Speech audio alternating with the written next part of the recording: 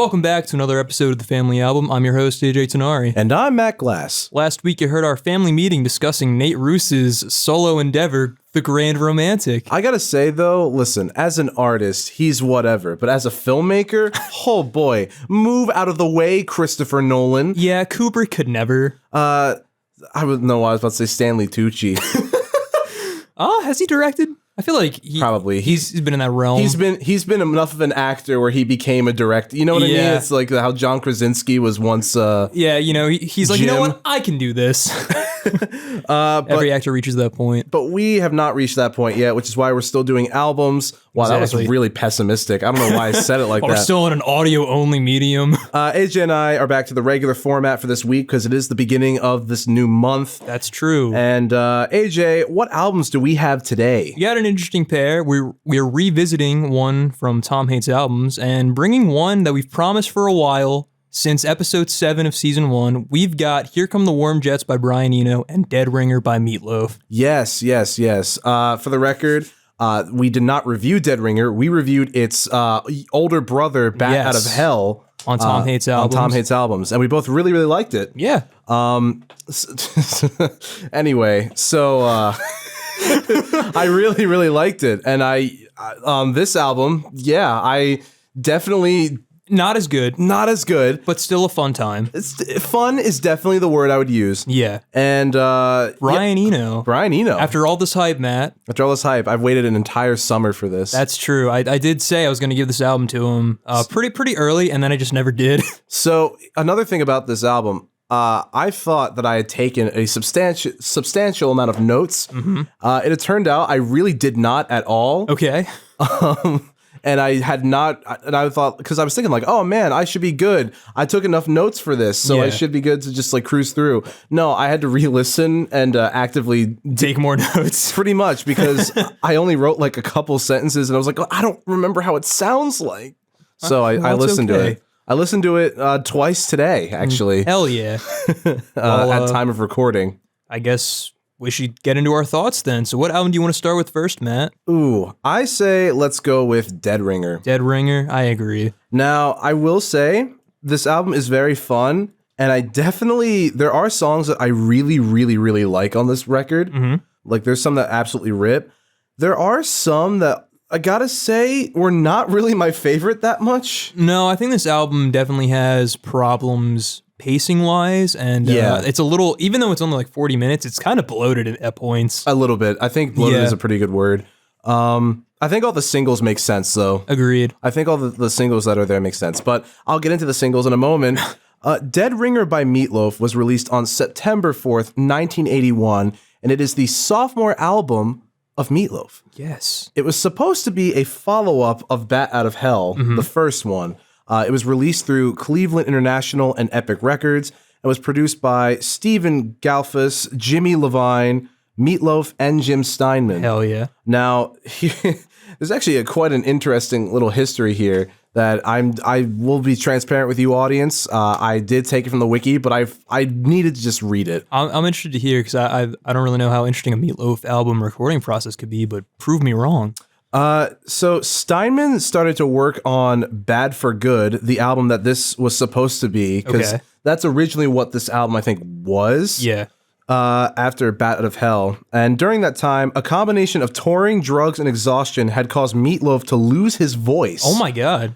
Okay. Yeah. Without a singer and pressured by the record company, Steinman decided that he could sing on Bad for Good himself and write a new album for Meat Loaf. And that actually became this album. Gotcha. So I think there was some cross influence because I've listened to a little bit of Bad for Good. I've listened to like a tiny bit, and I was like, this sounds very, very similar. Yeah. I'd say this is more of a sister album to that album than Dead Ringer is to Bat Out of Hell. Yeah. Dead Ringer was the album in question, and it was later released in 1981 after the release of Bad for Good.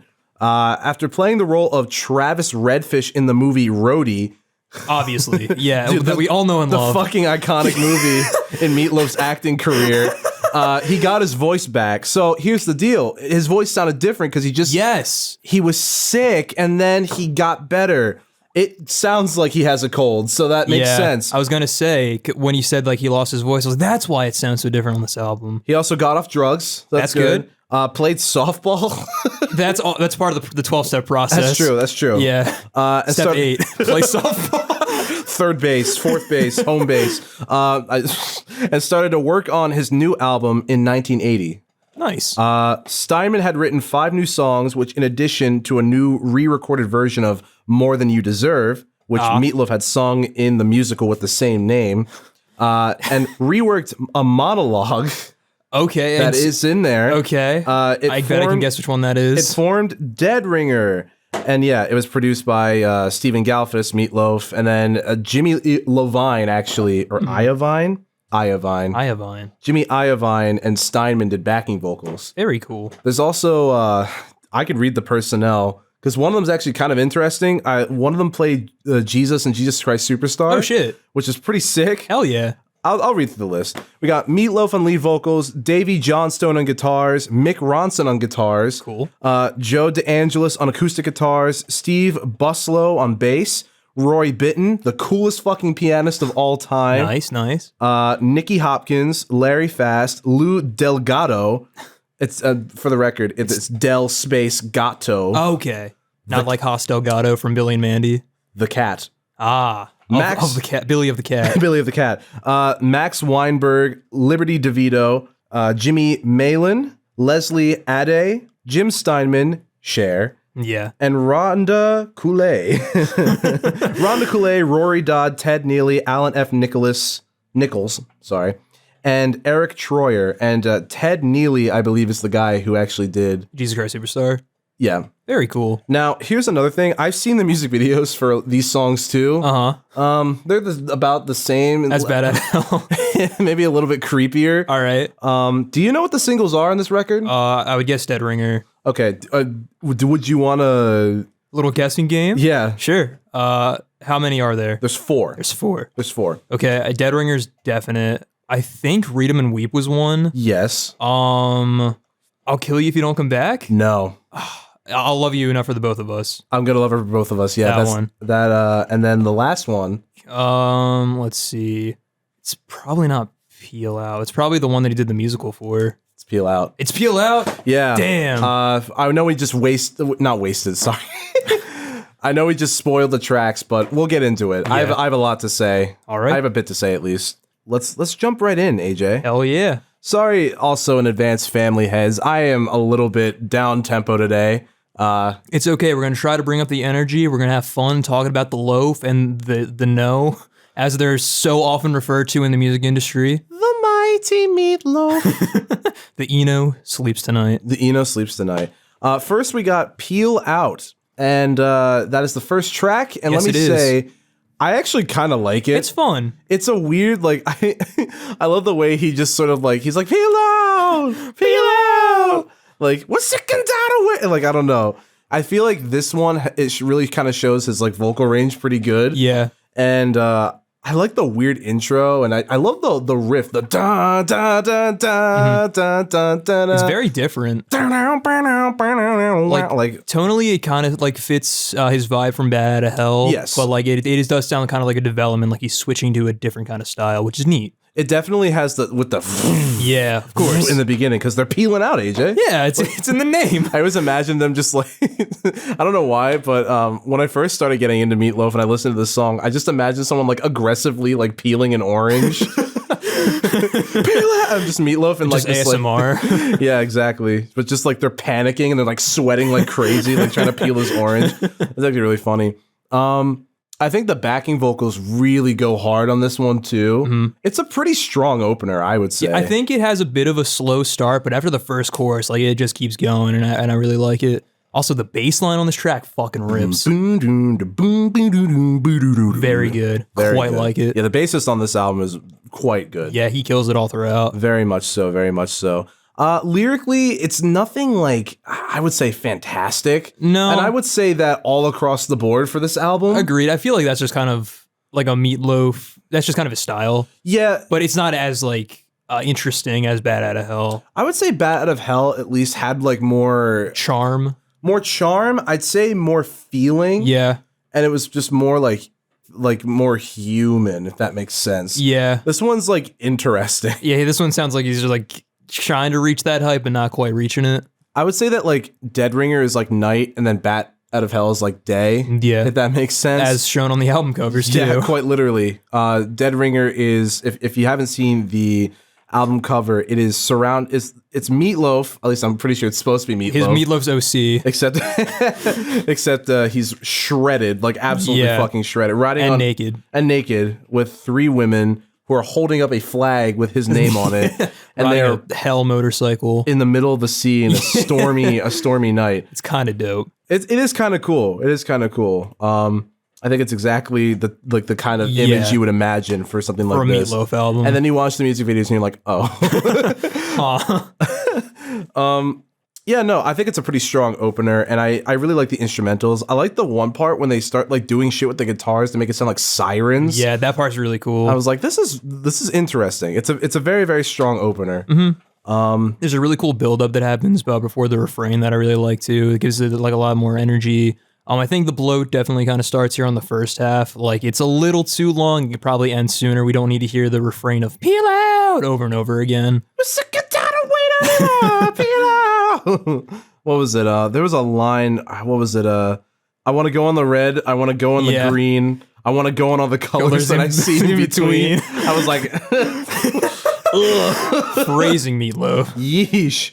But yeah, just peel out. The time is of the essence. Exactly. We gotta go. Yeah, I feel like this is low key just the faster version of Paradise by the Dashboard Lights. A little bit, yeah. Low key, not like in terms of sound, but in terms of like theme. Okay, just a little bit. And less like, holy shit, I think he's gonna make it. Holy crap, holy crap, Lois. This is worse than the time we peeled out with Jim Steinman. Fat man. Are you talking about me or Meat Loaf? Peter, well, you're peeling out. Hey, Peter, you're okay. Well, we gotta stop. We gotta stop. I can do all of them. We can't be defined by this bit. I can do all of them. One day. Instagram content. No, it's just me doing Family Guy impression. We've fallen so far from grace, much like this album did from Bat Out of Hell. This really is the Dead Ringer of all podcasts. Like from the get-go, we didn't even have a Bat Out of Hell. No. We came out the gate Dead Ringer. Yeah. I think this is a good time to continue to the next track. Let's peel out at this next one. I'm Gonna Love Her for Both of Us. Yeah. This track is 7 minutes. Yeah. And I will say, this track has a soft spot in my heart because I'm pretty sure this was the first track I heard off this record. Gotcha. And I don't know. I actually kind of have a love for it. I think it's a lot longer than it needs to be. Agreed. I also think the theme is kind of like interesting. Yeah. It's a weird way to describe it. So it's like Meat Loaf is kind of getting this girl on the rebound from this guy who's treating her terribly. Yeah. And the whole thing is like, if you give me your girl and if you give me your trust and you give me till the end of the night, I'm gonna love her for the both of us. Which is like, yo. Huh. Does he deserve to love her? No, it's more than he deserves, actually. Well, no, we'll get there. Sorry. It's just funny. The thing is with this song, oh God, what is it? There's another line where it's like... is it about the ghost? Yeah. Oh, I did write it down. You turned her into a ghost, but she'll be burning when the night is done. That shit's fucking wild. That's wild. His like lyricism and metaphors on here are very interesting. The crown jewel. And not as good, I would say. Mm-hmm. Yeah. Very extravagant. And the holy sun. Yes. Mm-hmm. Shine like a jewel in the crown. I will say, part of the reason why I really, really fucking love this song, though, is the ending when he just starts going absolutely ballistic. Mm-hmm. I'm gonna love her. And I was like, you know what? That's kind of dope. I feel like this is kind of like, that classic Meat Loaf sound like on this track. Like he's kind of, leaning into what we heard on Bat Out of Hell, but, in kind of newer style. I'm going to try to stop comparing it to Bat Out of Hell because I want to look at it as its own thing because, it's not going to be as good. It's not going to be as good. That. Yeah. But I'm just saying this sticks to like what he's kind of like used to. There is a music video for this song, and here's the other thing. So the music video for this song, there is a woman. It's not Ellen Foley. Okay. But they found a woman who looks just like her to just kind of walk around with him in the entire music video for continuity's sake. I guess in the Meat Loaf. In the Meat Loaf universe. The Meat CU. Oh my God. where you meet the Meat King. He did it first, Kevin Feige. He did do it first. Yeah. But yeah, I mean, hey, I will say, I think the bass also does pretty fucking good on this track too. Definitely. I think the drums, 100%. really just, oh man. There's a nice little organ on here too. And then the clavinets. Yeah. Castanets. Yeah, clavinet's the piano. That's a piano. Oh, fuck, I'm fired. I can't be a piano player anymore. Hey man, it's okay. The percussion boys, we're always looking for new members. Good thing I have this podcast. I can't be a pianist anymore. And technically, piano can be percussion. Thank you very much. Would you look at that, guys? The whole character arc. Maybe the real percussion was the piano that I had along the way. The piano that I had along the way. But no, speaking of piano, it also does a pretty good job with this song. I think it's very piano forward, which I still like, which I think is still pretty consistent with what he's used to. The overall rock ballad, stadium rock kind of sound. It also fucking shreds during that second chorus, which I love. That part fucking rips. I forget if that's Mick Ronson or the other guy. It's this really blonde dude who just looks like hair metal threw up, and there he was in the music video. It's very, very funny how sweaty they all look in that video. They're like glistening in the lights. You're gonna get sweaty when you work with Meat Loaf. That's just part of the deal. Without a doubt. But yeah, this song is longer than it needs to be. But all in all, I like it. It has a soft spot in my heart. Yeah. It has 2,824,157 plays. Very nice. It's way more than the first track. Yeah, which I was surprised by, because I feel like people would kind of gravitate towards that song more, just given the energy. But yeah. But it's still a good track. Yeah. Next up, we have More Than You Deserve. This song's fucking wild. It's wild. I would say instrumentally, it definitely makes it grew on me. Okay. However, given the tone of the last one, yes, is this the perspective of the guy? Like, I was thinking about that earlier today when I was listening to it, and I was like, wait a second. Yeah, to be like flip perspectives. Because this is another one where, like, I have listened to this all the way through in full before, but I obviously, like, I picked out ones that I liked more. Yeah. But it's just really funny to me. I was like, that is a wild, like, jarring plot twist. I don't even think it's a plot twist. I mean, at the end, a little bit. Well, okay, I meant like between the second and third track. Yeah. I feel like it's so wild to put them on top of each other. It's like, I'm gonna love every both of them. Oh, she left me, and then two of my friends fucked her. Like, and then a group of my friends fucked her. Oh my god. Yeah, for those who don't know, More Than You Deserve is about this dude who is letting his girlfriend like cheat on him with multiple men, multiple friends that he knows, but he's letting her do it, and he's saying it's more than they deserve. It's very, very strange arc, and I don't really understand. I guess it's kind of funny. Won't you take some more, boy? It's more than you deserve. No, Meat Loaf, I don't think I will. I think I'll pass. Thank you very much. But yeah, I mean, listen, in terms of its music, it's very much like standard ballad. Yeah. Very, very standard. Very on brand for Meat Loaf. The theme was pretty jarring after the second track, I would say, especially. Just given the topic. And then just, it kept, like, their more kept coming in, I will say that fucking got me when I saw, like, and you were sleeping with a group of my friends, like, what? So, like, I was not expecting it to go there. The plot thickens, yeah. Exactly. But yeah, no, I think the piano's also pretty good on this one. Yeah, I like the strings in there too. And there's a really nice guitar work that leads into the solo, which is very cool. But it's just kind of a standard ballad and nothing kind of as great as it could be given like Meat Loaf's potential. I would say, dare I say, it is also longer than it needs to be. It's more than it deserves. I concur. I 100% agree. I think the first 4 tracks are definitely a lot longer than they need to be. Even the first, like, 5, I could say there's a lot of fat that could be trimmed there. Yeah. Starting off with, like, 6 minutes, 7 minutes, and then pretty much 7 minutes, and then 6.5 minutes. And then 5, Yeah, that's a little wild. That's a lot. Like, at least Bat Out of Hell was kind of, like, better there's paced. a lot more variety in there in terms of length. Yeah, no, this track is all right. It grew on me, but it's definitely not a favorite, and it did not make any playlists. I would agree. Definitely not the strongest moment on this album. No. Not even the strongest ballad. No. Oh, I would say this, even in comparison to like Bat Out of Hell 2, I would say this track is just kind of like whatever. Doesn't even compare to anything on there. Yeah.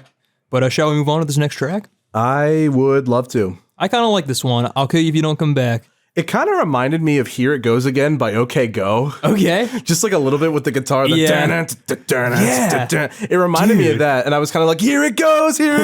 No, but I gotta say, like, weird way to phrase it yet again. Yeah. But at the same time, like, it is kind of a banger. It kind of bangs. Like, it kind of sounds almost like a musical number in the way that it's structured, where it's like halftime in the verses before it speeds up to just like the normal tempo in the choruses. Oh, with the structure, yeah, without a doubt. Yeah. I would definitely say that. And like the rhythms that like he sings on the chorus too, which is very energetic with those fucking piano key like hits. Yeah, no, exactly. And I also, the sound of that guitar in the intro rules. Is like classic hair metal, and I fucking love it. A perfect match for Meat Loaf. This is another one where when I would listen to like this era of Meat Loaf, I didn't really gel with this one like as much. Yeah. I would say musically, because I guess I like the ballads more, I'm realizing as I listen to Meat Loaf in this modern era. I think I'm realizing that I think in comparison with like More Than You Deserve, I think I like More Than You Deserve just like a little bit better. Okay. Not thematically. Yeah. But I will say this one, it's a head bobber. Yeah, I had a lot of fun with this one, though common theme of the album, a lot of strange lyrics. When he's talking about the cheerleaders and the sweat. Yeah. That was strange. How do you abuse me? Let me count the ways. How many hours and how many days? Whoop titty titty. Whoop titty do. Soup in the laundry bag, man. It always comes back to it. But bless all the cheerleaders down on the track. They're glistening like diamonds with sweat on their back. Ew. I don't know why. I wanted to autocomplete the lyric to be like, and nuts in my sack or something like that. I don't know why. And meat in my pack. Oh, God. The Meat King. The Lion Loaf and the Meat King. I don't really have a lot to say about this track. This is the last like of the 5-track epic run. Yeah. I would say that this is number 4. Penultimate. This is penultimate of the 5-track run. Yeah, it's all right. It's like a little over 6 minutes, and it's very nice. It's a nice up-tempo like beat in this record, definitely, I would say. Yeah, especially coming off of More Than You Deserve. Yeah, and really just the last 3, I would say. I grew to like this one a lot. I think it has a lot of energy, and it's really fun. I love the cowbell on there too. Yeah, and the intro. That's just a fun little choice. It's probably like a favorite on here, I would say, compared to, especially in this first 5 run. But nothing compares to a track we get to later. Yeah. Oh my God. I think I hope I know which one you're talking about. But shall we just move on then? Absolutely. Next up, we have Read 'Em and Weep. This is another ballad. One of the more popular songs from this album because this was a single. Yes, it was. It's classic Meat Loaf piano ballad. I wasn't personally a big fan of this one. I'm gonna be honest. Okay. But it's nice enough. It's a cool change of pace from what we've been hearing. I guess coming off of I'll Kill You If You Don't Come Back. Though it is kind of weird sandwiching that in between 2 ballads. Yeah, pacing wise, a little bit. Yeah. I do like this track quite a lot. I love the part when I don't know what the lyrics are exactly, but it's like da da da da da da da da. Read 'em and weep, like something about that. I'm like, this one really just kind of scratches an itch on my brain. Gotcha. So I feel like this one really plays with the channels a lot. Definitely, and I do like that. And I like the riff. The da da da da da. Yeah, just like a classic 80s ballad. And then like the muted guitar strings that like happen like echoing the piano riff. That's really nice. That was cool. I don't know. The piano echoes the muted string riff, I believe. Regardless, it sounds good. It does sound pretty good. This one, I will say though, his vocal delivery is just kind of weird. He's like, and I've been dying for hours just to fill up all the holes with some sin. He's got a cold, man. He doesn't want to snot all over the mic. That's true. That's true. I will say, one thing I really noticed, I feel like his backup singers, like Loki, kind of carry him on this record. Yeah, they're fucking incredible. Yeah. From Peel Out all the way to the end. Without a doubt. Especially on the later track that I think we're talking about. Yes, sir. I was fucking jamming to that this morning. But this is an interesting one. What was it? But now the rooms are all empty, the candles are dark, the guns are exhausted, and the bullets are blanks. Yeah. I'm like, huh, cool. I never thought of it like that. Oh, yeah. Wow, that's great. Meat King. That's what you get, baby, when you work with the Meat King. Forget the fucking Burger King. This man's the whole fucking... the whole fucking slab. The The whole fucking slab. The whole fucking slab that gives me endless nocturnal pleasure. The beautiful segue for a nothing track. For 37 seconds of Jim Steinman being like on a hot summer night. Yeah, this is the Will you have nocturnal pleasure? Also, the YMCA is gone. Fuck, how are we gonna recover? They fucking blew up the YMCA, apparently. Is this about motorcycles having sex? You know what? One might say, I could literally read this entire like stanza. Yeah, in like 30 seconds. In 37 seconds. Honestly, it probably doesn't even have to be 37 seconds. Yeah, speed run. The entire city is burning. You can see the flames like the inside of a mad jukebox. Lost boys stalk the streets with those jungle markings on their chests. That part didn't. I remember thinking in my head, what does that like, mean? It's like, okay. Barbarians prowl in the shadows, their heads rocking with the rodents. You know, I'd like to be rocking with the rodents. Yeah, rodents are cool. Like a big fucking capybara rolling up to like a dive bar. And then they had the motorcycle line. Yeah. They reproduce in nocturnal alleyways. That's crazy. I guess it's kind of like, maybe it's imagery of like there's a big line of motorcycles. Because this is set up for the next track, right? I would imagine so, yeah. Maybe that's what they mean. It's not about motorcycles having sex. It's just there's a lot of motorcycles in this scenario. Still, though, it's kind of weird. The way it's delivered, absolutely. And like thematically, right before the next track. Yeah. But yeah, Growing a Greasy Pleasure. They blew up the YMCA. Fucking rip. People are screaming. Lonely, lonely girls. Mm-hmm.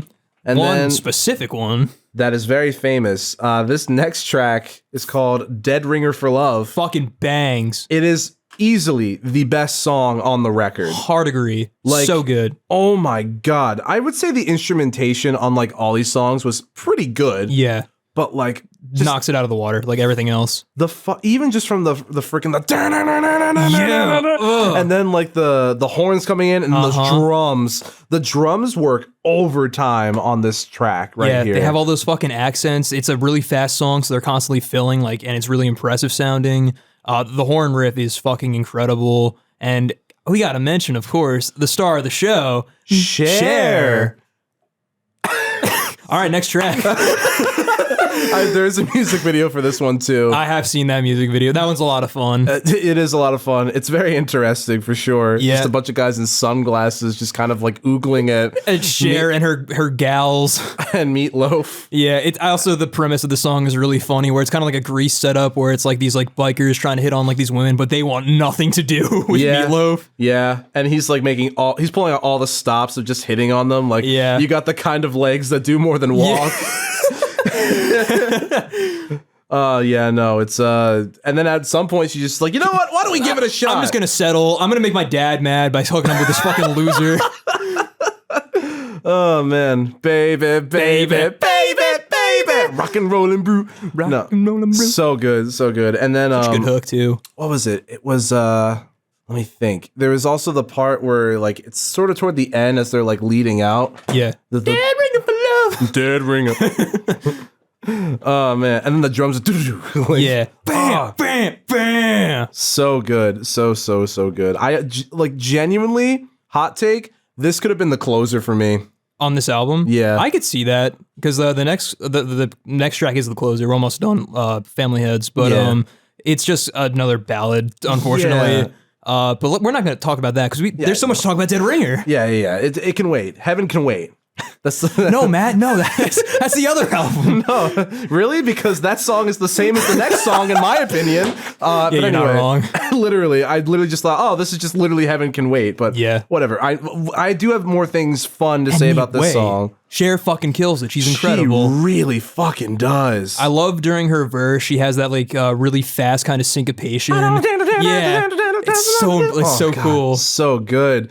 Like, she's just an outstanding vocalist, and I think genuinely, even though this song is fantastic, I feel like they should have worked together more and more. I mean, who knows? Who knows what working with that's also true. With the Loaf, two meat freaks like Jim Steinman and Michael Lee A-Day. Yeah. Who knows what that was like? I mean, maybe it was great, but also there might be a reason why they never worked with each other again. I mean, because they complement each other very well. Like, exceptionally well. Yeah. This song is like so good. In like concept, in like humor, in musically, lyrically, vocally, it checks all the boxes.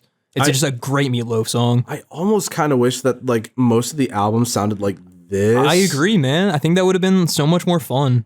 Like, there's good stuff on this album, but it doesn't like quite reach the heights that like this song does on its own. No, for real. Like, and I think they got kind of confused tonally. Yeah. I would say, like, because they were kind of like, this is an epic of ballads and all this stuff. Yeah. I'm gonna love her for both of us. But then they got this really awesome like 50s doo-wop. 50s doo-wop rockabilly kind of like, and it fucking blows everything else out of the water, man. So good. Roadie by Meat Loaf.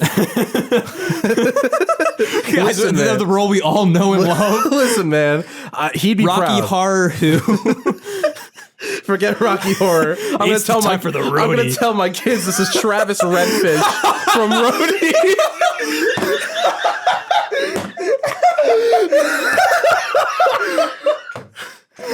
Oh my god! What the hell even is this episode? I love it. No, this is a great track. So fucking good. Without a doubt.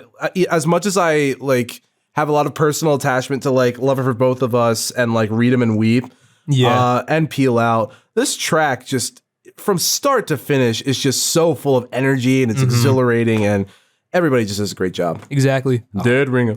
All right. Well, I guess that brings us to the end of the album. Everything is Permitted. This song is, especially after the last one, it's a little boring. Yeah, it's a really hard come down, unfortunately. It really is. Yeah. And like the lyrics on this one are also just like kind of nothing. Yeah, it's about like, I don't know, like sexual freedom, I guess. But like they start talking about like the gods and how they outwitted them. It's like, who the fuck is trying to make sure you don't have sex? I guess it's kind of like going back to I'm Gonna Love Her For Both of Us, that like weird kind of supernatural imagery. Yeah. Yeah. Jesus Christ. I don't know. Like, Meat Loaf played baseball again.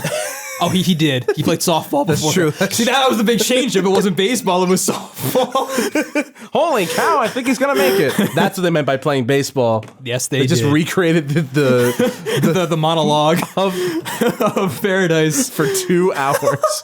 Anyway, yeah, this song, I don't know. It's just another epic about like him being like, the sex was so good. And then just like, you know. It's your standard Meat Loaf sex jam. For 4 minutes and like 39 seconds. I will say it doesn't overstay its welcome, I guess. That's the good part about it. It's shorter than the other ballads. We take those. I will say, like, I don't love it as much. I just feel like it sounds like Heaven Can Wait Part 2. I would agree. But like, it sounds enough like a closer, but it's not really doing enough, I guess, to kind of earn that. Also, like, everything's permitted?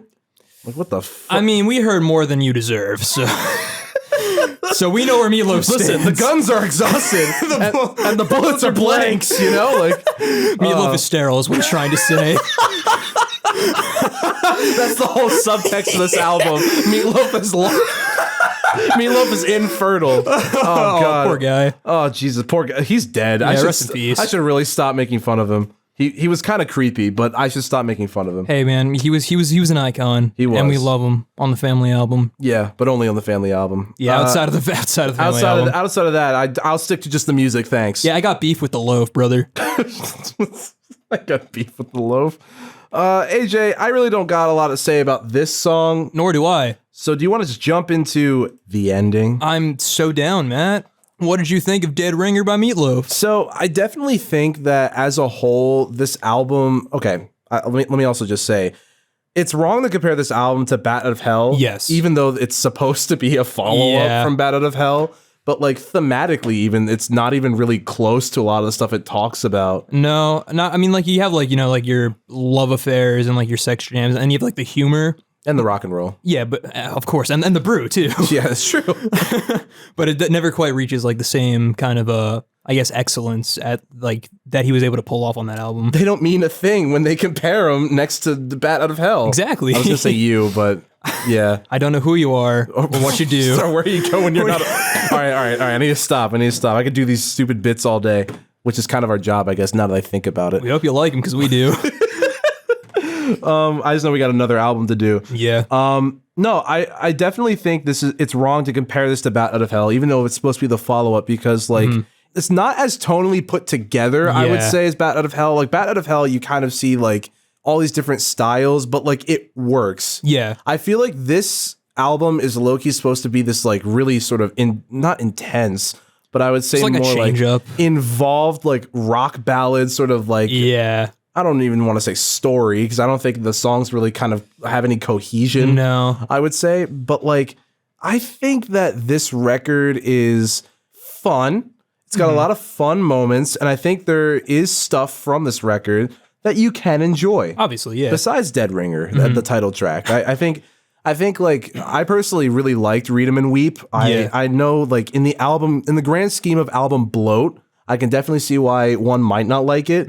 Same with Lover for Both of Us. Yeah. And Peel Out a bit. And Killer If You Don't Come Back. I don't even really like that song that much anyway. But I think like separately, which is usually how I would listen to like these tracks. Yeah. Because like they are in my like Meat Loaf playlist because I have a playlist for each artist. And I think like separately, you can kind of just blend them in with like the whole slew of Meat Loaf songs that you have. Or just rock in general. Pretty much. Put them on the background and be like, hey, yeah, dude, ring. But no, I think it's a fun album. I think it's definitely worth checking out, and I don't think it's worth all the hate and criticism. Not. Like it is, like in comparison to Bad Out of Hell, yes, it's a sophomore slump, but you got to look at it as his own thing, and it's a fun time. It's way better than Bad Out of Hell 2. Yeah, 100%. It's way better. Way than more Bad consistent. Out of Hell 2. A lot more energy. A lot like more clever. Yeah, without a doubt. A lot more like really prominent and really salient like imagery. Yeah. So I would say like honestly as an album it's a lot shorter too. Yeah, that's true. That's true. Even though Bat Out of Hell 2 is not like a lot of tracks, it sure fucking feels like it. It's a long one. No, but I'd say this album is definitely worth checking out, and I'm glad I did. I would say that I would put this at like a low B. Yeah, that's very fair. Because like Bat Out of Hell, it definitely does not reach where Bat Out of Hell is, but it's still got a bit going for it. Yeah, as its own thing, it's a very fun album, and it's the best it could be as a follow-up. I would say. Yeah, I would say so. I do think that like it knocks some points down, mostly because of like I said, the tonal confusion. I think some of the lyrics are just a little bit like they don't have nearly as much like charm and depth, I think, as some of the other ones. Not that it really had that much, but like, you know. Yeah, in comparison. Comparison. So, yeah, I would say like a low B and then like a 6 point. Like a 6.8. Yeah, I very much agree with all I had to say. This album is a little bloated at points. It definitely could afford to trim some fat, which is interesting because it's only 41 minutes, but at times it doesn't feel like that. It's in my ballpark of like runtime for albums. But there's a lot of good stuff on here. Of course, the musicians all fucking kill it. It's that classic Jim Steinman production. So it's great, classic 50s kind of homages, but in a more modern style. So it's a lot of fun. Specific shout outs go to the bass, keys, guitar, and drums. They're all fucking incredible, especially on Peel Out. God damn. Yeah, that bass line. But I will also say lyrically, there are some very strange spots in here, specifically on More Than You Deserve. I guess followed by I'll Love Her Enough for the Both of Us. Now that you mentioned that is a very weird kind of a transition. I gotta say too, like, what is it with Jim Steinman in these spoken word parts? I don't know. With like Wolf with the Red Roses and then like, you know, reproducing motorcycles with greasy moans. Yeah, like, that track doesn't even need to be on the album. At least with the other one, it was just like connected to Took the Words Right Out of My Mouth. Exactly. Why does this need to be its own thing? Yeah, like I guess you like I understand you want the setup and I guess you kind of want that even number of tracks to make it look more appealing, but you don't need it. You could just stick it on top of Dead Ringer. Were there people that really liked it that much? They were like, you know what? I gotta say, Paradise by the Dashboard Lights, it was quite a good track, but I would have loved if you dedicated some more slam poetry in the... If I could hear that on its own, I'd be a happy fella. Oh, man. And also, Elephant in the Room, Meat Loaf's voice is nowhere near as good as is, but just given the circumstances, it's very understandable. And I would say, like, pitch-wise, like, it hits everything, but it definitely sounds like he's battling something. Yeah, it sounds different. It's a little scratchy. Yeah. Like it's not in a horrible way. Like, it's a little scratchy, or it sounds like really, like, I don't even... Like, a little weaker. Yeah. Different. Different is definitely the word for it. But I think I'd give this probably like a B-. It's not a bad album at all. It's one of Meat Loaf's best albums. Yeah. Which is the sad part. I definitely recommend checking out. It's a lot of fun. The good stuff is good. The bad stuff isn't terrible. It's just not as good as it could be. If you think this is bad, have you listened to Hell in a Handbasket? I have. You don't fucking want to. And I'm not the same. It's boring. It's just boring. That's it. That's literally it. But yeah, it's not boring. This next album. Number ranking. I don't want to do a number ranking. No, well, fuck me, I guess. No, I'm kidding. Yeah, this next album. Yes, Here Come the Warm Jets by Brian Eno. Exactly. No, I knew the name. Let me see. I actually got to pull up my notes. So just give me a second. Oh, wow. La-di-da. Yeah. Broad thoughts. What'd you think? So I listened to this album twice today. Mm-hmm. There were definitely parts that I did enjoy. Yeah. Without a doubt. I wouldn't say this album's like flawless. No, I 100% agree. Especially on these re-listens, I definitely picked out a few flaws. I also think the pacing could just be like a little better. Okay. Not as bad as like Dead Ringer by any means. Mm-hmm. But I think like, I don't know. Brian Eno is a very interesting songwriter and like music creative. So yeah, no, I'm very glad that I had given this album a second and third listen the same day. Maybe that's part of the reason why I didn't like love it like as much, because the first time I listened to this, I actually thought it was pretty good. Yeah, and I still think it is pretty good for what it's worth. However, I do think that like while I love the experimental stuff that he does, it does kind of get old, just like a little bit. Yeah, I think much like Dead Ringer, there are some points where some fat could be trimmed, especially towards the back half this time. But I still think it's a very fun time overall. Though it's not my favorite Eno project, at least from the stuff that I listened to. I still like it quite a bit. I definitely think like there are definitely tracks on here that I really enjoyed. Totally. But I definitely think there was some where I was like, this is a little goofy. Yeah. But I can already I won't spoil too much. It's definitely gonna get a higher rating than Dead Ringer. Okay. I would say. Fair. Most likely. Makes sense. But yeah, no. Shall we just hop right into the history then? Let's shall. All right. So Here Come the Warm Jets was released February 8th, 1974 on Island Records and is the debut solo album of production legend and icon of the music world, Brian Eno. So fucking cool. Yes. After quitting Roxy Music in 1973, Eno left to forge his own path, initially beginning by collaborations with Robert Fripp of King Crimson. Yeah. But eventually in 1974, he released his first work as a solo artist where he was freely allowed to experiment with production and lyricism in his own style. And he sure did. Yes, he did. This album is beloved by many and showed the start of Eno's career as a music production tour de force, working with the likes of David Bowie, Talking Heads, and Devo. I think his psychedelic approach here, like, definitely works in a lot of this album. Because coming off of a Roxy Music was like this huge glam rock band in Britain, and he kind of like took that and added more kind of art rock and art pop influence on it, and it really paid off. And it did, without a doubt. Creating such like interesting soundscapes all across this album. I have an appreciation for Brian Eno because I'm currently taking a creative writing class at the school I go to, and my teacher, who is fucking bass. Yeah. So fucking bass. We've been talking about like prog rock and like psychedelic rock of this the 60s. This is the one that likes Ween, correct?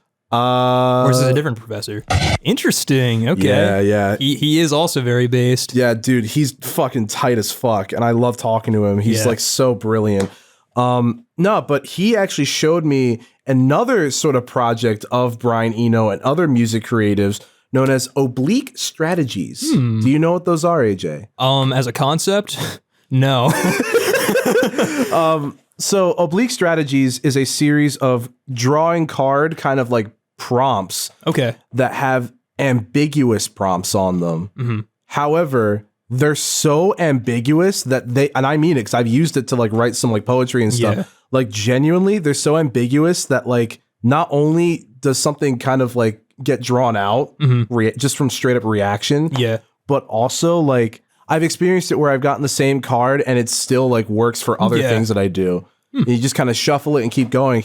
Yeah, I never heard of that. That sounds very interesting. He and a bunch of other music creatives made it, and it's honestly been helping me with just like my writing in general. Hell yeah. Like not even just like music, just anything in general, really. That's awesome.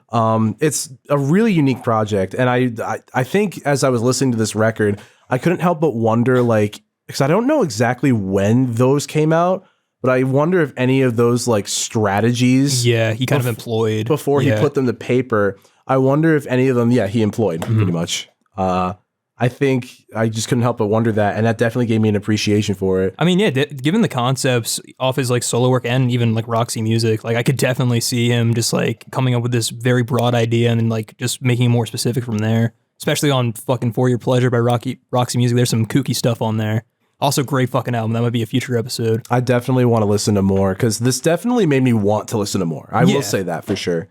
But shall we go on? I'm down. Let's hop right in, starting off with what I say is a pretty fucking good opener. We got very good opener. Needles in the Camel's Eye. A really good tone setter. I think it definitely sets the tone very well, and it's consistent. Yes. And I like how Eno just kind of goes at it with the vocals. I wouldn't say he's like the best vocalist, but you can just very much tell that he has like the passion for his work. And I really like the way how they're mixed, where it almost makes them sound a bit unaccessible. Yes. And I think something about that, I'm like, yeah, no, he's the pretentious songwriter we know and love. Yeah, man, you can even hear in like the drum mixes where the snare's only in the left and you have like all the toms and the low pitch stuff on the right, and every time it fills, it goes around your ear. That's so fucking cool. I love that. Most of the production of this album, or I would say most of like, I feel like one of the best ways to describe this album as a whole, is the vibe of like Savoy Truffle by the Beatles. Like low key. Yeah, I could see that. No, but it's really, really good. I thought the drums were just so like interestingly mixed in this. And I was hooked. Honestly, I was. I think, and a lot of that has to do with going back to the Savoy Truffle comparison. That kind of relates to the tone of the guitars all over this album, which is where the name "Here Come the Warm Jets" come from. I see. Because gotcha. The way Eno pictured the guitar sound was "quote unquote" a tuned jet, and they just like how they sound just so like thundering and like warm even. That's really cool. No, I would definitely, even like tone wise, I would say warm. Yeah, without a doubt, there is like a warmth quality to this. To be honest with you, AJ, I thought this, with a name like that, I thought this album was about a hot tub or something. People thought it was about piss. Really? Yeah. I guess warm jets might be like a euphemism, and there's also on the album cover, there's a playing card that shows a woman just peeing in a river. Oh, nice. Yeah, very classy. Is this album available for purchase anywhere? I have a mustache I can show you later. Stash of the same album just the woman. Same album it's the cover. Same fucking woman. But it just gets closer and closer the more you swipe. More pixelated. Yeah. Oh my god. Anyway, I think it's a very strong opener. Yeah. I think this definitely sets the tone for the experimental vibe that he kind of like brings to the table. Just the way that it sounds. I love the bass line on this album. Oh my god, the bass on this album is very good. Yes, on this track, it really kind of drives everything, gives it that momentum. I love the little accent breakdown where the drums are doing 6/10 notes and the guitar kind of mimics that before dropping out and then coming back in. That part's just so fun. And there's a lot of that all over this album, letting kind of like the instruments get their chance to shine before coming back in with his own vocals. It's very, very enticing. Yeah. I say we move on to the next track. This next one, the Paw Paw Negro Blowtorch. Yes. So this is based off a real person, I believe, from Paw Paw, Michigan, who was believed to breathe fire. Cool. It was like a rumor. Was he? So I guess he was African American. Okay, so gotcha. Yeah, I don't. There are aspects of this album that did not age well at all. I would imagine, because when did you say this was released? 74. 74. Yeah, that makes sense. So I was doing some research because I was like really confused because I wasn't seeing a lot of like quote unquote controversy about this track name, and I found out that like using Negro was like a word they used in Britain as like an aesthetic thing. It wasn't like a racial like word. It was just more just a term that they used. So he was just doing what he was like taught, I guess. It's not an excuse. He could have used any other word. Yeah, because in America, it definitely has like a very negative connotation, like without a doubt, even in the 70s. Yeah, so I think that's just kind of a bit of a stain on this album, which is a shame because this song's a lot of fun. And in the way that it sounds, I feel like it's sort of the same instance of like the one song off of Devo. Exactly, Devo. Yeah. The one Mongoloid. Yeah. I couldn't think of the name. It's just kind of unfortunate that it's a product of its time. And there's another track, a couple tracks later, that just based off the subject matter doesn't quite age so well. I see. The song is pretty fun though. It's fun. I will say. Yeah, it's very like kind of silly in like the tone of voice that he uses. It's about this woman who is falling for the titular blowtorch man and leaving her husband. It's from the husband's point of view as he's watching his wife fall in love with the blowtorch, which is very funny. The drums are on fire on this track. Yeah. I really, really like them a lot. There's also this like really fascinating like solo in the middle. Yeah, it's like a weird synth almost. It almost sounds like a drill that's like being auto-tuned. Yeah. Like, it's fascinating. I did like it. I also really like the way that because They had this like phaser effect on this guitar as like later on in the track, but it kind of brings out like the microtones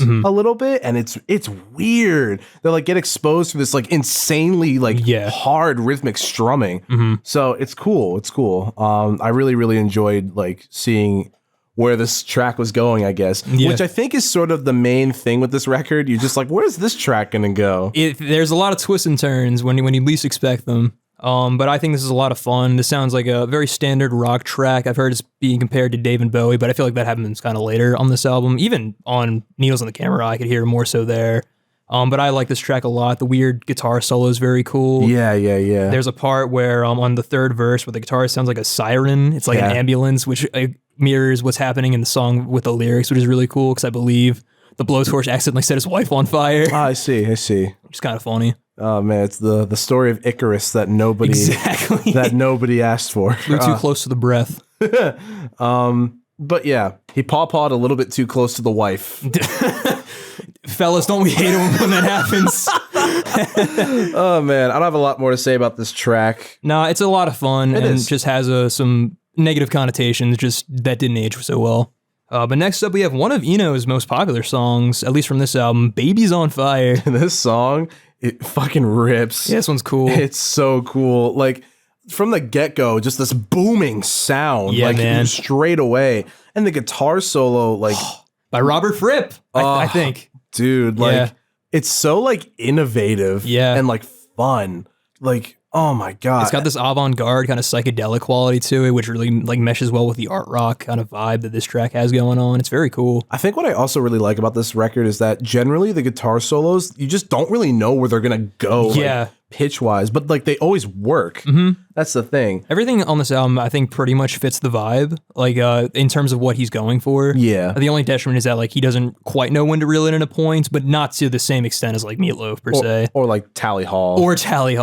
I would say. Yeah.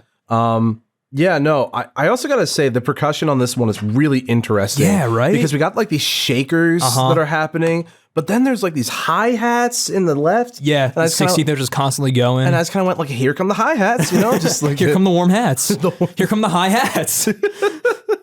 No, like I really like the way that this one was just kind of presenting itself. It was mixed so fascinatingly. Yeah, it's very interesting. I also want to shout out the lyric, you said you were hot stuff, and that's what Baby's been reduced to.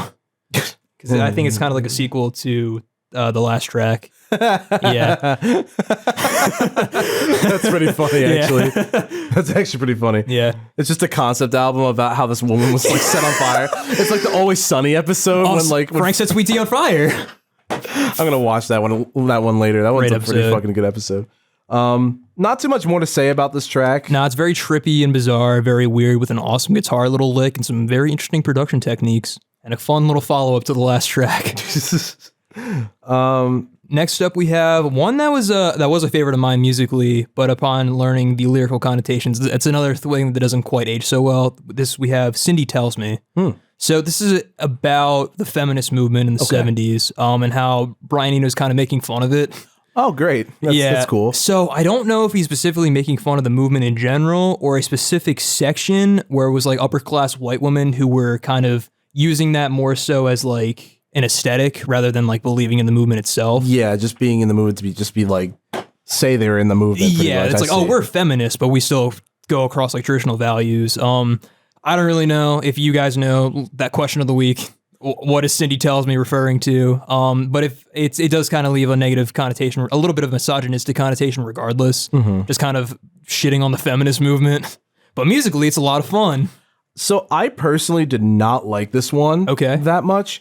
I don't know what it was, but like the buzzing, there's like this high-pitched buzzing that happins like kind of midway through the song. Yeah. And it really just like, I mean, I was doing fine until then. And then like, I don't know what it was. Like, I kind of just, I didn't vibe with it very much on both listens. I personally really like it. I love the piano work. It reminds me a lot of... The piano work is very good. It's very like Todd Rundgren. That gives me those kind of vibes. I also just like the syncopation of his lyrics, just the way they're delivered and how it's kind of like told in this story perspective as he's relaying what his friend is telling him. Though the context of the story is kind of shitty. It is shitty, yeah.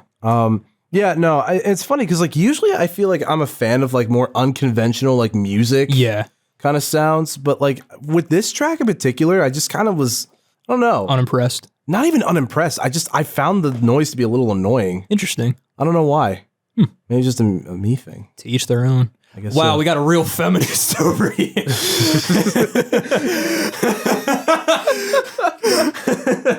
Oh man, it's just like at like real family dinners where like you try to say progressive things and the next thing you know they're like, what? Wow, these woke liberals are ruining my pot roast. Drinking water. I did like the piano in this one though. Yeah. Nice bass line as per usual. It feels like the piano really like shimmers in the right channel. There's a piano track later down that I really enjoy. Yeah, man. That one fucking riffs. But yeah, I don't really have like a ton to say about this one. Yeah, I kind of said my piece with this track. I like it, but it didn't quite age so well. And luckily that's the last part of this album that hasn't aged well. The rest is all fair game. When do you get to the next album? No, I'm joking. I have no idea. I Hate Women by Brian Eno. Excuse me while I go download a new song real quick. No, I'm joking, family heads. This next song is called Driving Me Backwards. This is probably my least favorite track on the album. I didn't really care for it either, to be honest with you. It's kind of creepy. I mean, I'm sure, like, you know, he's experimenting. Yeah. This one reminded me of, oh my God, what is the track off of Meet the Residents that's like, with the piano one? Spotted Pinto Bean? It's not Spotted Pinto. It's a different. Oh, is it in the suite in the beginning? In the it's like the one that like is not the suite. It's the first one that isn't the suite. Rest Aria. Yeah. This one reminded me a lot of that one. I can see that. Yeah. Because of just how like off-putting. Yeah. And like some tritones fucking in there. You know, just I don't know. It's kind of creepy, and maybe that was the point. You know what I mean? Yeah. It's Brian Eno, so who knows? I do think his vocals are also kind of annoying on this track. Yeah. If you want me to be honest with you. It is kind of like made to be annoying. You have like the constant upbeats kind of going in there to give it like this really weird bouncy feel with like these really kind of drawn out vocals that I guess are talking about a relationship. I would suppose so, yeah. But it's this really like sluggish tempo. Robert Fripp comes back though, which is kind of cool. We like that. We like Robert Fripp here at the Family album. But other than that, I feel like this goes on way too long. Yeah, I would definitely agree. I just think the piano for me was just a little bit like, I know that was probably the point. Yeah. I know that was definitely the point, but just, I don't know. It's just like, personally listening to it, it's just kind of a chore to get through. A little bit. I would definitely say that. And there's also this weird bit like towards the end where the percussion becomes like stomps and claps, which is like a really weird choice for this track. Walk all over you. Wow, these comparisons same year actually. Ba-boom, ba-boom. Oh man, I should re-listen to that. I should re-listen to that album. I've tried to make our one guest Maggie listen to that album many times. The only one she can listen to is Infant Tango. Yeah, but that one's a banger. That one, it's so bad, but it's so good. Yeah, I love it. Oh, avant-garde. How fun. Where art thou? I've listened to a little bit more of The Residents. Nice. I brought up on that episode that I was going to tell a story about the concert that I went to for The Residents, but I never did in that episode. Story time, guys. Oh, no. So I went to see The Residents back in March of last year at time of recording. Oh, shit. I didn't know that. Yeah. I went with a friend of the show, Evan. So at first, it was really cool. They, of course, were wearing the masks, so they concealed their identity. It looked almost like they were wearing textbook covers. They didn't have the giant eyeballs, unfortunately. Oh, I see. That's unfortunate. But it started out really fun. There was like this like palpable energy in there where it was like, oh, this is like really weird, but like really cool, and we're all into it. Also, the crowd diversity was really interesting too. All ranges of people. Nice. Which was very cool. But after like, I'd say 15, 20 minutes, everything got super heavy. And I was like, this is a lot to take in. Like, I am kind of bored and also overwhelmed, and I want to leave. So we left early. I see. Because we were both feeling that. I enjoyed the parts in the beginning, but it was a lot to kind of handle, and I don't think I would like to see them again. In small doses, they're good, but a lot of in that kind of environment, not really quite conducive to my liking. Yeah, I mean, hopefully other people at the concert had like a good time. Oh, they were banging. They were balling out. For like diehard fans of The Residents, like I definitely feel like I'm sure they probably had like some enjoyment out of it, but like everyone there was having a good time. It was mostly just like a me thing. Like it was a cool setup. They had a projection screen that was showing like very disturbing, weird imagery, which is very quirky. But after a while, I was just kind of like, I'm good. I got my fix. That's fair. Were the tickets at least expensive or no? No, it was a pretty cheap show. So that's good. I'm glad I went. I'm glad I experienced it, but I probably won't do it again. I feel like the Residents definitely wouldn't be an artist that I'd like to go see live. Yeah. I feel like nothing against them at all, because I think they definitely have some really like interesting content. I just don't think like vibe-wise, I would like to see that live. No. Based off of what I've listened to of Meet the Residents and then the Gingerbread album. Okay. Whatever that album is called. I don't know. There's a Gingerbread album. I swear to God. They have a lot of albums, yeah. There's one, and there's one song on there that was actually pretty good, and I was like kind of bobbing my head. It came out while I was driving at night, and I was like, hell yeah. It's like, what is this? Am I being haunted? Like, no, but anyway, we're not talking about the Residents. We already talked about them in episode 17. Check it out. It's a personal favorite of mine. I'm very glad you brought up the story, AJ. Yeah, I forgot to tell it. So, payoff for those who remember, I guess. Yeah, they've been waiting for this for like who knows how long. How was the concert? How was the concert? That's actually the question of the week for AJ only. Family heads for AJ. How was the concert? Yeah, tell me how it was. I'll tell you how this next track is, though. Yes. Because I actually really like it a lot. I fucking love this track. This is called On Some Faraway Beach, and this track is really, really neat. Yeah, man. I think this definitely kind of shows where Brian Eno would go, kind of straying away from the glam rock, going more into ambient in his future career, and it shows kind of like the potential that really had. Like, I adore this track, the way it sounds, the way it builds. Has almost like this wall of sound kind of quality. Yeah. Yeah. I did mention that in my notes about Phil Spector just a little bit. It definitely kind of gave off that like vibe. Yeah, but without the murder. Yeah, just the best of both worlds.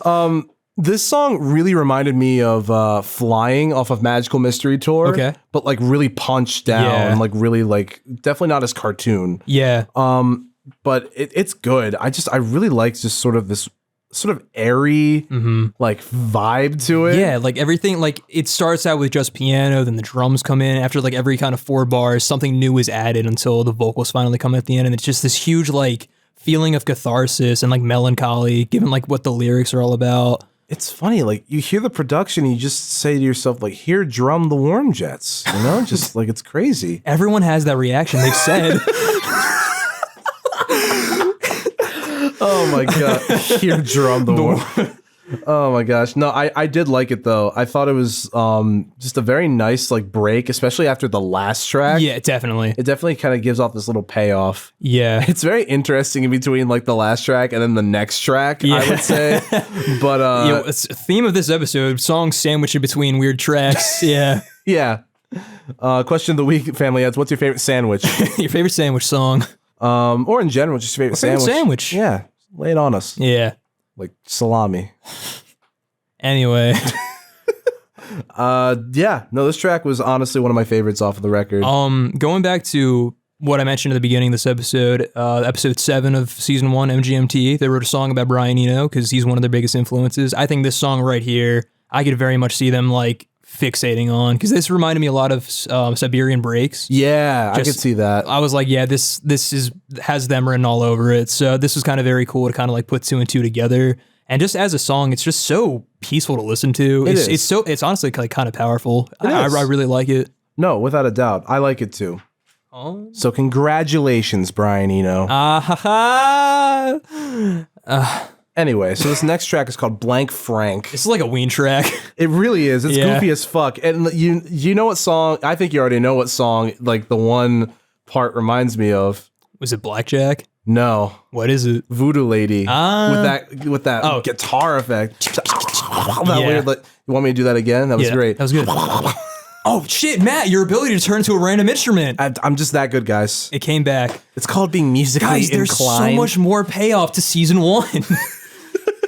Check out episode 5 to get that reference. This track is very goofy. I do like the guitar trick that they did. Yeah. Also, I really like how bouncy the drums are. Yeah, it's a really cool, the kind of the stomp clap comes back as like the source of percussion with these 16th note claps. It's very cool. I do like the guitars a lot on here too. It has this very kind of crunchy classic rock sound, and it's just kind of a goofy track. Not a favorite, but it's fine. Yeah, that's kind of how I would say. It's goofy, but I'm kind of glad it was there. Yeah, it's a nice kind of a refresher. The guns are exhausted and the blanks are all frank. You know, Dead Ringer is often compared as the Here Come the Warm Jeps of Meat Loaf's discography. I'm so sorry, AJ, but did you just say Jeps? I did say Jeps. I'm sorry. We were going to move past it, but it's fine. I just had to bring it. I'm sorry. It's fine. Sorry. I'll see myself out. But whatever you do... Oh, wait, never mind. That wasn't going to work. You fucking Fink. Don't talk to me like that. I was going to make a joke because... Never mind. I'll explain later. Okay. Dead? Matt, did you just say Dread? Oh, I'm sorry. See, not so easy to host a podcast, is it, huh? Well, excuse me if I just wrote the title wrong in my notes. I guess we're both a couple of dead Finks, aren't we, Matt? Yeah, we shouldn't talk. Because we can't talk at all. This track is pretty good. I really like Dead Finks Don't Talk. This track is really fun. This track is actually pretty fucking good. I really love the piano on this. It's so interestingly like arranged. It's like so light. There's like this sense of lightness that like kind of it gives. Yeah. Because the piano is like a very stationary instrument and like, you know, it can be kind of heavy, but like it travels. Yeah. And it's so interesting. It's a very graceful kind of track. Yeah. Yeah. I wasn't really paying attention like lyrically what was going on in the last few tracks, but like... Yeah, the lyrics here are kind of silly. This one gives me a lot of Bowie vibes. Just like the way in his kind of snarky tongue-in-cheek delivery. Yeah. There's also during the bridge when he kind of goes into this rhythm that sounds like a kid's song almost, which is really cool. But I dig this track a lot. It's just such a unique kind of change of pace. There's an awesome guitar solo that sounds different from everything else we've been hearing. It sounds kind of more classic glam, which I like a lot. There's really cool droning backup vocals that come in during the second chorus, which gives this song like this really kind of sinister tone at like the halfway point, which is very interesting. I just think this track is it's just interesting is the good word for it. Also, bass line, gotta mention. The bass line is pretty good. I quite like this track. It's an experience to be sure. Without a doubt. I think this whole album is kind of an experience in itself. Yeah. Shall we continue on to number 9? Yeah, we're almost done. Next up we have Some of Them Are Old. This is like a church hymn. Yeah, this one reminds me of Strawberry Fields. Yeah, I can see that. With like the sort keys. Of like, the weird like kind of keys that happen in the background. I do like it though. And I think his Britishness really shines on this track like so much. Totally. But it feels like it does feel like a church hymn, I would say. Just kind of like, you have like the backing vocals back again that are mimicking the lyrics that are kind of, I guess, going like ascending and descending. Yeah. You have like the saxophone in there too, which is a really cool addition that was sorely missed throughout the rest of the album. And there's this really interesting like slide guitar solo at the halfway point. I think it's slide guitar at least. But it's not what you would expect based off the tone of this track, and I think it fits very well. No, I would definitely agree. I think for the most part, even though this album is kind of weirdly paced, it does kind of break it up decently. Yeah, like each song sounds like unique and there's so much to dissect in like everything. I would take this over like 5 6-minute ballads like in a row. Yeah, crazy enough. I think I might have the album for you.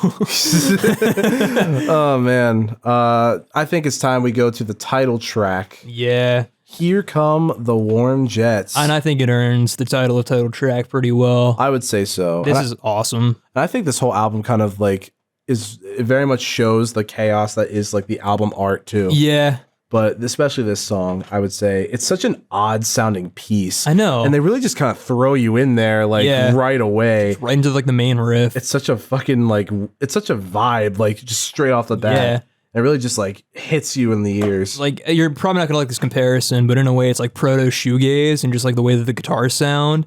Like I can very much hear like this being an inspiration for that genre because they sound like kind of distorted, but like still very peaceful. And I think just on like, I guess if we're gonna be talking about like how I don't care for shoegaze that much, I guess like when it's only like one track, I'm like fine with that. Yeah, and it's also not as like abrasive as like Loveless per se. But I do like it. I think this is just a very nice way to just sort of like show how far he can take an instrument setup and just make like the wackiest sounding shit you've ever heard. Especially like there's a part like pretty early on where like the channels get out of sync for a little bit and then like immediately hop back on. Oh, yeah, with the drum beat, right? Yeah. The drum beat kind of like, it's either gets out of sync or it's like delayed or something. Like it's weird. Yeah, but then it immediately just like hops back on like a couple seconds later. I don't know if that was intentional or if that was just like left in by mistake, but it's really cool and it makes this song just give it its own like more unique flair to it. It's cool, but it's also very consistent and very like, I think, on brand for this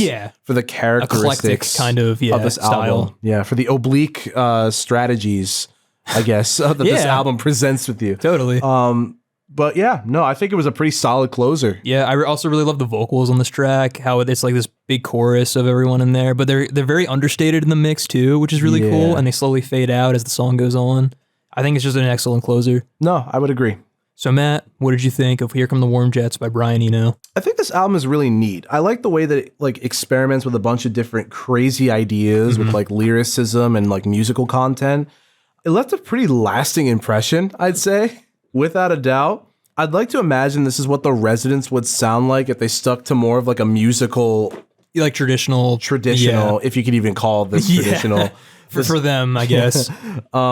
Instead of just like straight dissonance like the whole time. Yeah, I definitely heard like a lot of like sounds that were similar to them in this record, without a doubt.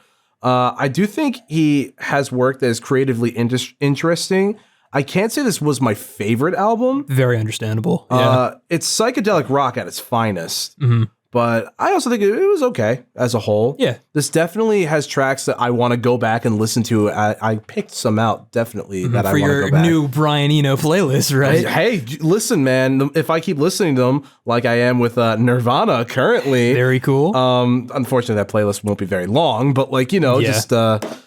if I like him as much, maybe I will have a Brian Eno playlist or like a psychedelic rock or experimental. Something similar, art rock. Yeah, art rock.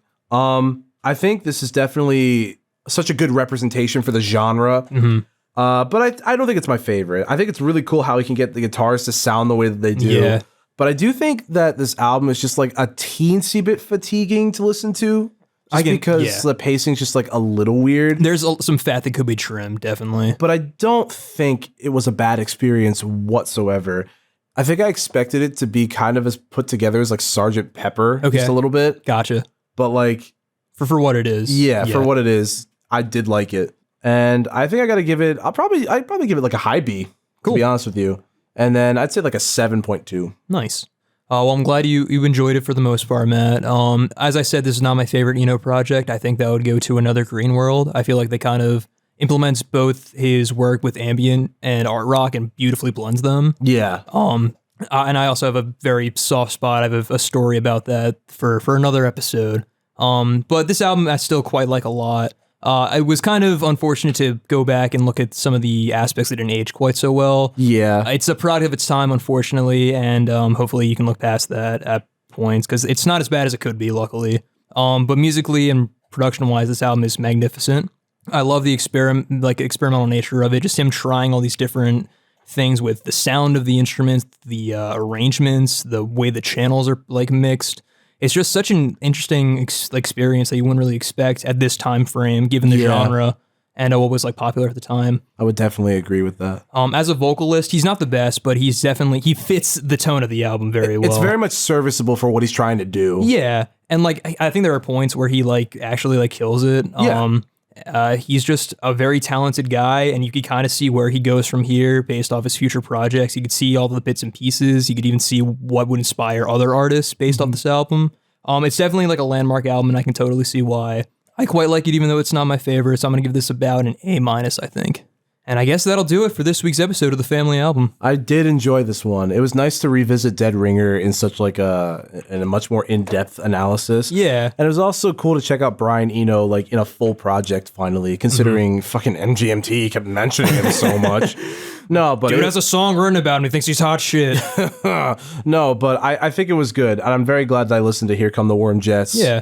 I'm so glad that it wasn't about piss. Same here, brother.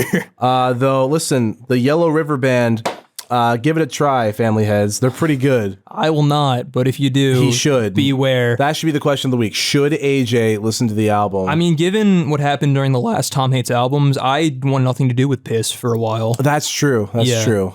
But we hope that you enjoyed this very, Hopefully this wasn't piss. Hopefully not, but we hope you enjoyed this episode. As always, I'm your host, AJ Tenari. And I'm Matt Glass. Thank you all for listening. We appreciate your love and support, and we'll see you next week. Peace!